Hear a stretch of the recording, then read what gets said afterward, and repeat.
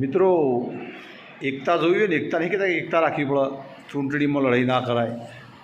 આજે દાખલો હું મારા ગામનો ચાલું, બીજા ગામનો નહીં. હા, વખોડવા લાયક કોમ છે એટલે વખોડવું જ પડે, એમાં કશું ખોટું નહીં.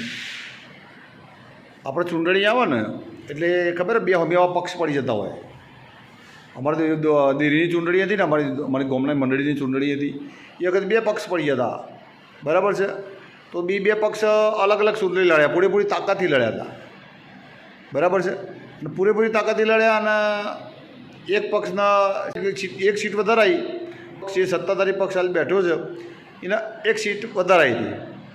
એટલે અમારે બીજા ગામમાં જેવું હોય કે આવું થાય એટલે તણાવ થઈ જાય, પણ અમારા ગામમાં કશું નહીં. ચૂંટણી પતી જાય ને એટલે એ બધા ભેળા થઈ જાય. ભેળા થઈ અને આજ સુધી મંડળીનો વહીવટ કરવા બધા હળીમળી કરવા માંડ્યા.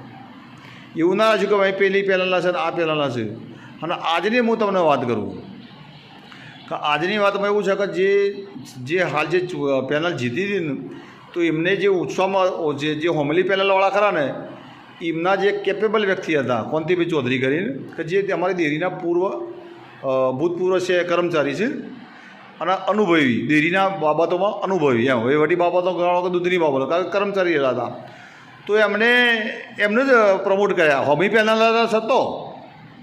આ એક વસ્તુ સમજવાની છે કે ગામનો ને ડેરીનો વિકાસ, મતલબ ડેરીના વિકાસ માટે, ડેરીના પ્રશ્નો માટે, કે ડેરીના પશુપાલકોના કોઈ પ્રશ્નો વગેરે વિકાસ માટે થઈને એમને જે યોગ્ય વ્યક્તિ હતા, આ અનુભવી હતા, દૂધના ધંધાના અનુભવી. એટલે એમને હાલ હોમી પેનલ પ્રમુખ બનાવ્યો. અને મને તો આનંદ થયો કે મારે સારું કહેવાય આ રીતે. તો એમ કે અમુક ગામમાં તો એ જુઓ લડ્યા હોય તો એકબીજાના ઘેર પહોંચવા સુધી જોવાય નહીં. અરે બોર્ડિંગોનો પોણી ન પછી છેતર હુકી નો ખાઈ યાર, હું વાત કરો તમે. એકબીજાના લાકડે ના એવા સમાચાર મને તો મળેલા કે ભાઈ ચૂંટણીમાં લડ્યા તરીકે પેલો ભાઈ પેલાના લાકડે ના જેવું. એટલે આ મોહણી આમ તો જવું હતું તમારે.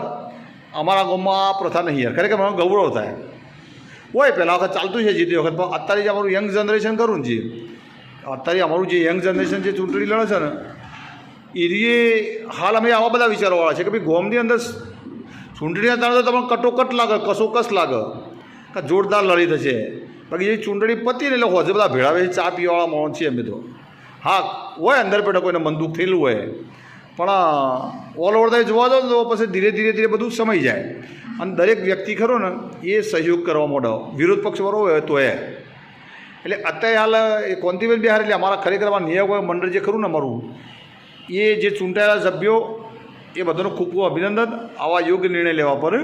અને આ એક છે ને, આ એક પ્રેરણા લેવા છે, પ્રેરણાદાયક કિસ્સો છે અમારા ગામનો કે ભાઈ ચૂંટણી આવે એટલે ચૂંટણી પછી ભૂલી જવાની, એમાં વિખવાદ કરવાનો આવતો નહીં. યોગ્ય વ્યક્તિ, સક્ષમ વ્યક્તિ હોય ને એને તમે બેહાડો તો એનો વિકાસ થાય. ખ્યાલ બધાને જે ટાઈમ ફાળી શકે એવો વ્યક્તિ જુઓ.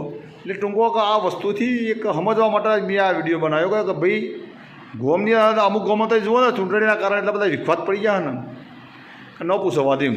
એટલે આ તો પોચ વર માટે થવાનું, પછી શું પછી દુશ્મની તો તમારે આખી જિંદગી થઈ જવાની ને. એટલે આ એક વસ્તુ છે ને શીખવા જેવી છે. અમારે નિયામક મંડળ ખરું છે, અમારી દૂધ મંડળી, સોલિયાર મંડળી, એ દરેક નિયામક મંડળને દરેક સભ્યોને ખૂબ ખૂબ અભિનંદન.